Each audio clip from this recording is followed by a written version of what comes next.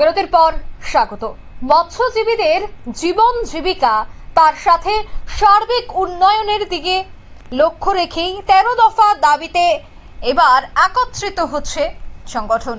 মৎস্যজীবী ইউনিয়নের ডাকে রাজভবন অভিযানকে সামনে রেখে আজ এক সাংবাদিক সম্মেলনের আয়োজন করা হয় ডক্টর বি.আর. আম্বেদকর ভবন মেলার মাঠে।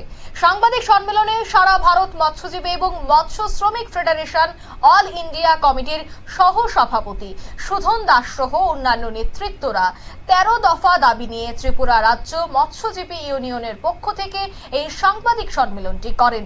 মৎস্যজীবীদের জীবন জীবিকা এবং সার্বিক উন্নয়ন করতেই তাদের এই 13 দফা দাবি বলেই তারা জানাচ্ছেন। এই বিষয়ে কি বলছেন প্রাক্তন বিধায়ক তথা বাম নেতা সুধন দাস, শোনাচ্ছি।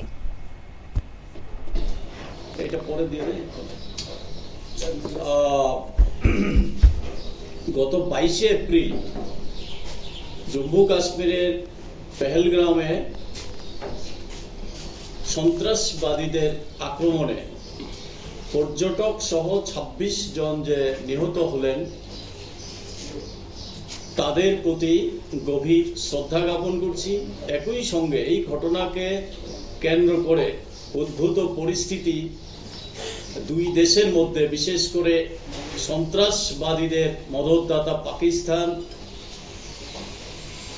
তাদের নানাভাবে এই ঘটনায় আজকে ভারতবর্ষের নানা প্রান্তে আক্রমণ সংগঠিত করার চেষ্টা করছে।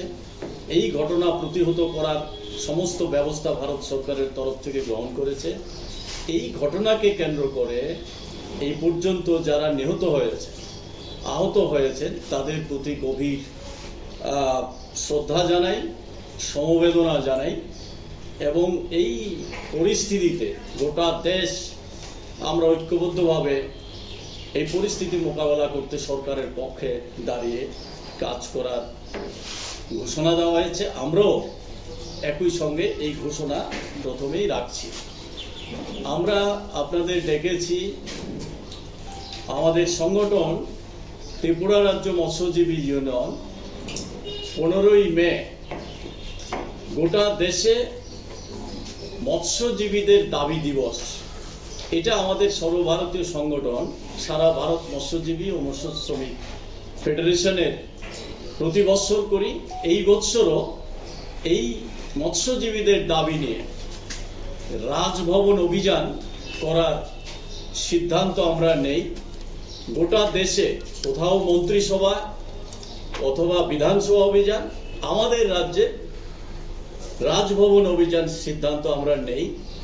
13 দফা দাবি সম্বলিত এই রাজভবন অভিযান করার জন্য মহামান্য রাজ্যপালের কাছে আমরা আমাদের সংগঠনের তরফ থেকে চিঠি পাঠিয়েছি, পুলিশ প্রশাসনের কাছে চিঠি পাঠিয়েছি।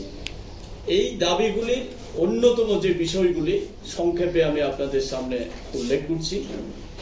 প্রথম যে দাবি সেটা হচ্ছে মৎস্যজীবীদের জেলেদের জলে অধিকার দেওয়া। এটা আমাদের রাজ্যে বামফ্রন্ট সরকার থাকার সময়ে সরকারি আধা সরকারি জলাশয় একটা নির্দিষ্ট লিজ মূল্যে মৎস্যজীবী সমবায় সমিতি গঠন করে দেওয়ার সিদ্ধান্ত। আপনারা শুনলেন তাদের এই বক্তব্য। ত্রিপুরা রাজ্য মৎস্যজীবী ইউনিয়ন রাজ্য কমিটির উদ্যোগে এই সাংবাদিক সম্মেলনের আয়োজন করা হচ্ছে এবং 13 দফা দাবিতে 15ই মে রাজভবন অভিযানের এই আয়োজনকে নিয়েই সাংবাদিক সম্মেলন। মৎস্যজীবীদের জীবন জীবিকা এবং সার্বিক উন্নয়নের স্বার্থেই তারা এই রাজভবন অভিযান করছে বলেই জানাচ্ছেন। নিয়ে নিচ্ছি ছোট্ট একটি বিজ্ঞাপন বিরতি, সঙ্গে থাকুন।